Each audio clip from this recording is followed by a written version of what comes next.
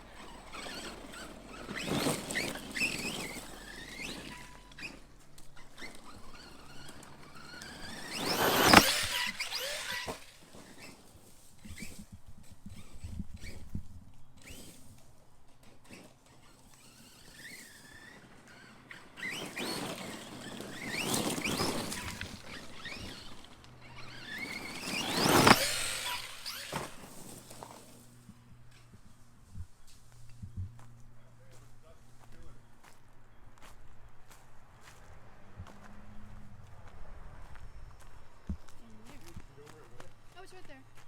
It landed. I don't know if I can get it out from out there. It landed.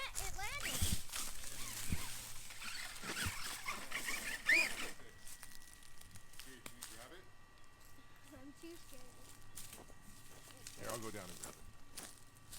I'm going up. A wild shame goes wild out to grasses, goes out to retrieve his yours. Water snake. Oh dear.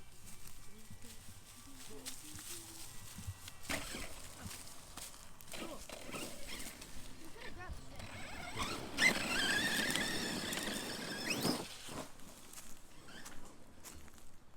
So I think we're gonna go down and hit the other couple spots over here.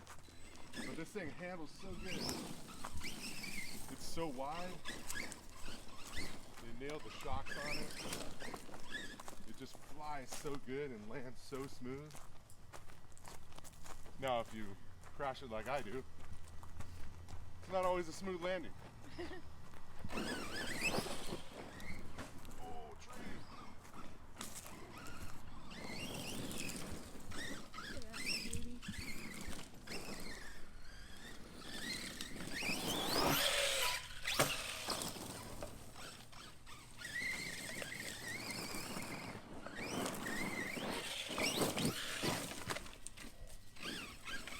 Well, we're testing it out for sure.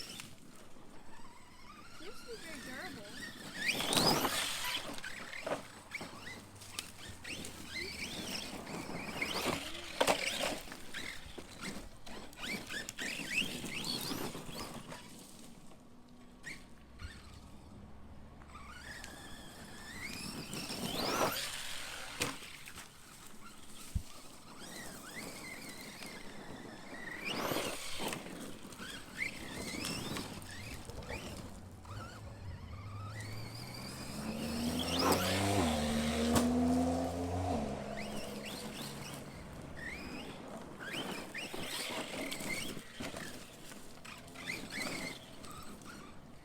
Now you can tell on that backflip, it doesn't rotate as well as like an Outcast would. The Outcast has that little bit shorter wheelbase. This is a little bit longer. This isn't a huge big jump, but it does pretty good. It gets good air, goes flat. Man, this thing flies. It just flies so good. It lands so smooth.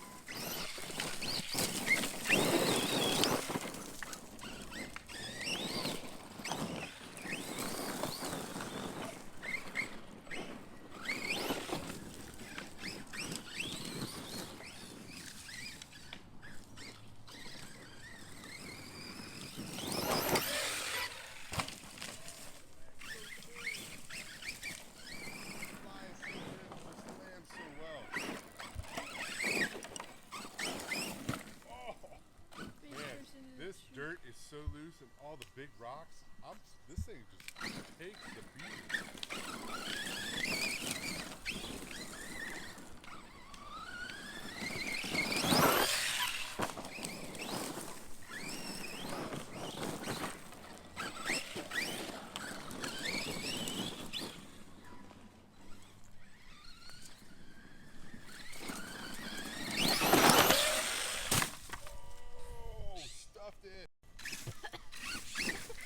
Camera lady's getting a little bit of dust. You okay over there, Sophia? The crate, man, it is so awesome. This thing just rips. It just whips up the dust. We'll try to let that blow away so Sophie doesn't pass out.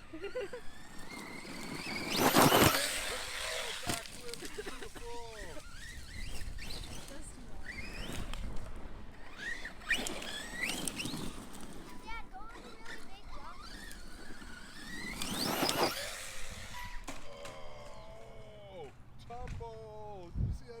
Somersault? Holy cow. That thing probably somersaulted like 8 times. Dang. Alright. You gonna flip it over, Gage? Let's bring it back here. Man, we're gonna take a look at this thing because we have been just beating it. And I don't think you guys understand how rough this this like area the dirt is. I mean, we're talking big rocks everywhere, gnarly. You know, a couple of people have had issues with chassis and stuff like that. I beat this thing like 4 or 5 packs already, and I haven't had any issues. The only thing I had an issue with was I burnt out the servo early on, you know. And like I said earlier in the video, I put in the No Superior Design servo, and I did the fans. Get that guy out of there. But this thing just rips. And as you can see, I caught something on this drive shaft the last time I was out and just ground this drive shaft out a little bit. But this thing just takes a beating. It lands so well and it flies so good. So we're gonna take it back. We'll check it out a little bit more, but I hope you guys enjoyed it. All right, so we're back in the shop. Took the Kraton out for a nice little rip. That thing is fun. I mean, it handles so well. It's really well balanced. The shocks they tuned them, they nailed it. Because like, as you can see that thing fly, it lands so smooth. Now, if you crash it like I was crashing it, doesn't always land super smooth, but it's super fun. You know, it's just a really, really, really fun for us, you know, basher out there. So I definitely say, you want a good 4S vehicle, this thing's been great so far. I haven't had any issues. You know, like I said, a lot of the servos in a lot of the ready-to-run vehicles, none of them are that great. Will it work? Get you by? Sure. I just like them to steer a lot better. I like them to have a little bit more power, like them faster. You know, it's got a pretty big tire on it, you know, so having that extra torque really, really helps. So, you know, it's fun. And there's no other damage on this thing. I mean, so you know that area is rough. That area is really bad. So, I mean, look at there's a big old rock stuck in there still that I got to go get out.